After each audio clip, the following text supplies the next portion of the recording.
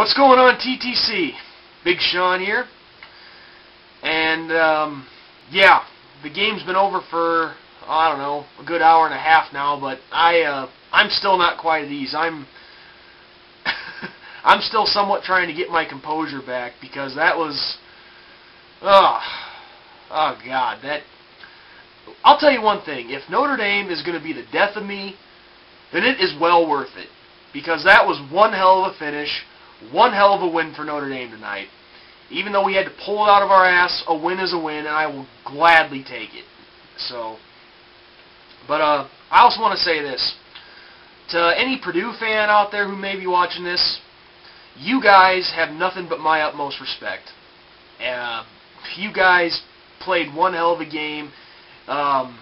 You gave me quite a scare, that's for sure. I can just feel the years coming off my life as I'm speaking right now. So, but no, I don't care what your guys' record is. You guys prove that you are the real deal, and that you guys can be dangerous, and that you're not ones to be underestimated. So Purdue, my hat's off to you guys, and the best of luck to you in the Big Ten. Now let's review the game a little bit. Like I said, I'm still trying to get my composure back after that game, so just bear with me. For starters, I have to say that I was really surprised that I didn't see Armando Allen in there. Now, I knew he was banged up a little bit, but I was really sure that he was going to be playing. But obviously, it didn't matter. We ended up winning the game, and he can be fresh for next week against Washington. So, all I can say is Jimmy Clausen, probably the gutsiest and one of the toughest, if not the toughest quarterback in college football today. I mean, now granted, he and Dane Christ rotated quite a bit this game, and Clausen only saw just probably barely over half the action, but nonetheless, to come in there and lead your team downfield and get the winning score on fourth down, all with a bad wheel, that's nothing but guts right there. And Jimmy Clausen, even though his stats weren't anything special tonight, he was 15 of 26, 171 yards, 1 touchdown, and he threw his first pick of the year, which, come to think of it, I was gonna say that it didn't make that big a difference because it was a pick right before the half, but then again, when I think about it,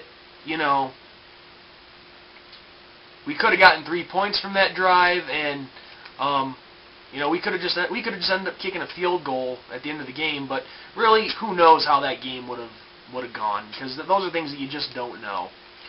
But anyway, we got a lot of questions answered this week, with Michael Floyd being out of the lineup for the rest of the year, and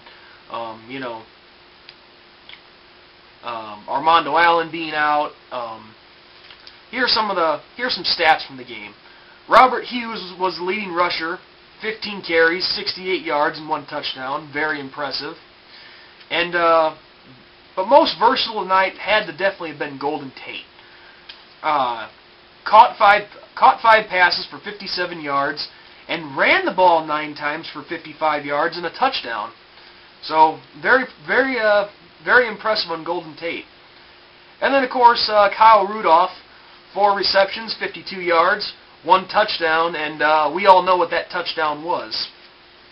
So yeah, that says it all right there. I mean, to come away with this win, and I know a lot of people are thinking, oh, well, you guys beat Michigan State and Purdue, 2 teams that came off losses to MAC teams, blah, blah, blah, blah, blah. Well, what does that matter? Okay, if anything, both those teams losing to MAC teams the week before, that's going to make them even more dangerous, because that means they're going to be hungrier, they're going to be meaner, and they're going to play even harder than what they had been to try to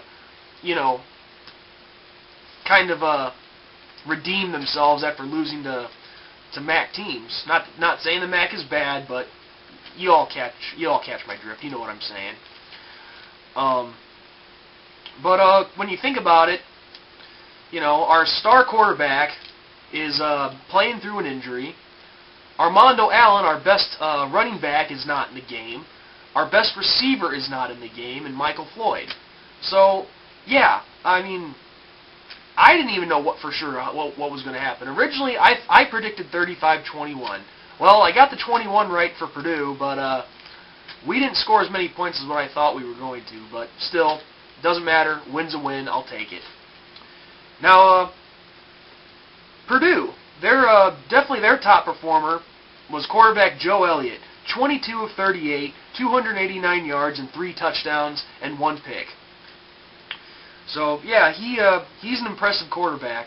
Either that or our defense is just bad, but, I can't be too hard on the defense because even though they gave up a shit ton of yards, they kept us in this game. They did keep us in this game, and they made some big plays when it counted. So, and another thing that I was really impressed to see is the fact that we were able to keep star halfback Ralph Bolden in check, who had 18 carries for 67 yards.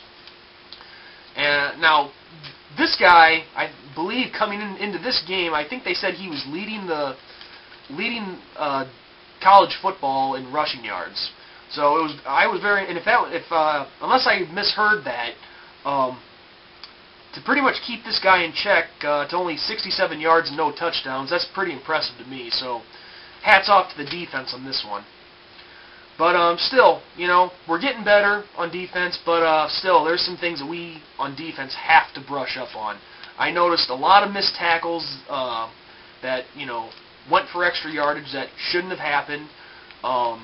There were some broken coverage plays, and like I've said in previous videos, you have to get better on that. You have to make the plays. But still, starting with Michigan, when they allow 38 points in that, then down to 30 the next week, and then only 21. Yeah, I have to say there is some gradual improvement there.